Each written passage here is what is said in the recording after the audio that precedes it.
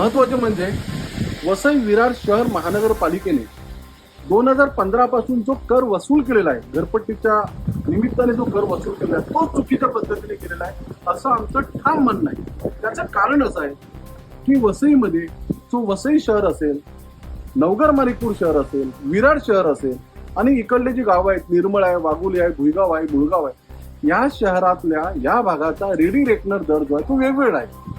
महानगरपालिका कायद्यानुसार कर आकारताना इकडल्या रेडी रेकनरनुसारच कर आकारला पाहिजे. असं असताना यांनी सरसकट कर आकारलेला आहे. जो नवघर माणिकपूरला कर आकारला जातो, जो विरारला कर आकारला जातो, तोच आमच्या गावाला कर आकारला गेल्यामुळे मागील 10 वर्षामध्ये तब्बल 300 कोटीपेक्षा जास्त चुकीचा कर महानगरपालिकेने वसूल केलेला आहे. महानगरपालिकेला आमचं सांगणं आहे, महापौराला, तिकडच्या आयुक्तांना आमचं सांगणं आहे की रेडी रेकनरनुसारच हा कर घेतला पाहिजे आणि यापूर्वी जो चुकीचा कर घेतलेला आहे तो येणाऱ्या घरपट्टीमधून वगळला पाहिजे.